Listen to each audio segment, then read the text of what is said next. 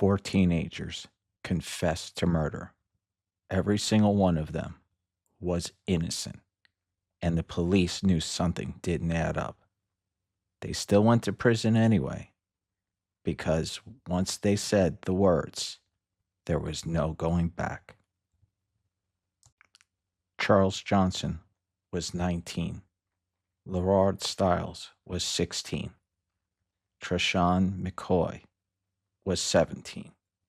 LaShawn Excel was just 15. There were no questions for hours, no lawyer, no parent, no one on their side. And within days, the case was closed. But nothing about these confessions was real. It was immediate. Police needed suspects fast. Because when something like this happens, there are two goals: find the truth or close the case. And sometimes those things are not the same thing. Charles Johnson was arrested at his front door. He had just come home from work. Lerard Stiles had just turned 16. None of them had serious criminal records. No fingerprints connected them. No forensic evidence tied them to the scene. No witness placed them there. Nothing.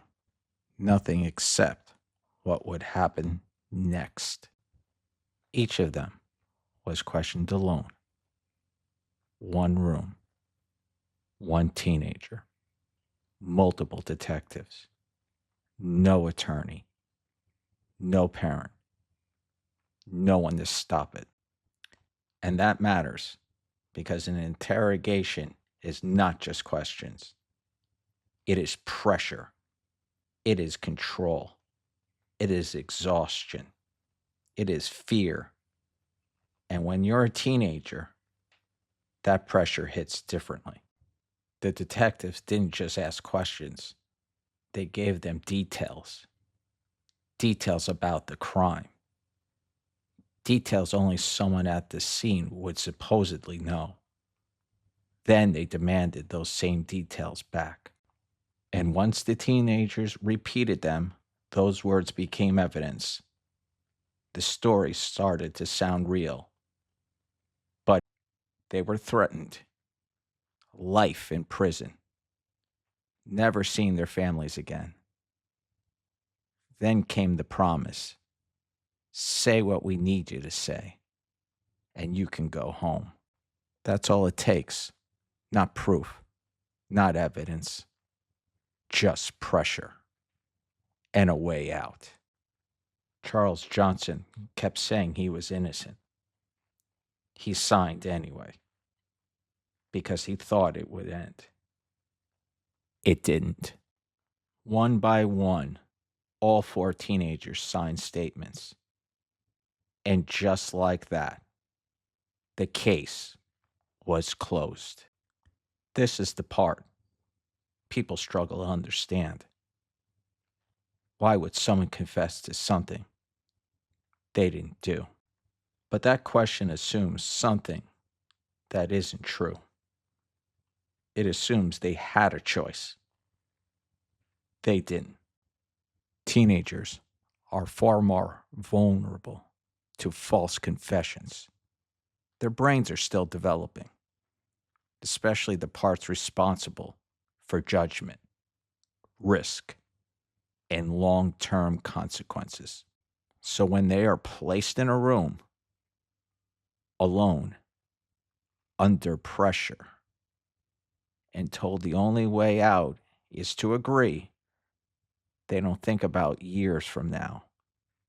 They think about right now. Getting out of that room. Getting the pressure to stop. Getting home. And if you're 15 years old and the people in the room are telling you that saying yes is the only way you'll ever see your family again, you don't weigh the consequences. You say yes. Add fear. add authority, add isolation, add details fed to you. And what do you get is not a mystery. It's a system. And this wasn't the first time. Just months earlier, some of the same detectives were involved in another case, the Inglewood Four. Same city, same pressure, same kind of confessions, same result. Innocent teenagers convicted. This wasn't just a mistake. It was a pattern. And for years, it worked. The Marquette Park Four went to trial with no physical evidence, no forensic match, no credible witness, just confessions. And that was enough. Charles Johnson and Laurent Stiles were sentenced to life. The others lost decades. They went in as teenagers and disappeared. Think about what that actually means. No first job, no relationships, no normal life, no chance to become who you were supposed to be. Your life stops, and the world keeps moving without you. Charles Johnson and Laurent Stiles are sentenced to life. Trishawn McCoy and LaShawn Exel receive decades. They are teenagers. They will not see the outside world again for more than 20 years. In total, they lose 73 years. 73. 73 years. And here is the part that changes everything. The truth was there the entire time. There were fingerprints collected from the crime scene. 23 of them. Not one matched any of the four teenagers. Not one. But several matched each other, belonging to someone else. The evidence existed. It was just ignored. Because once the confessions were signed, the case was already closed. In 2017, the convictions are vacated. The charges are dismissed. They are officially declared innocent after more than 2 decades each. After more than 2 decades, they walked free. But freedom after 20 years is not justice.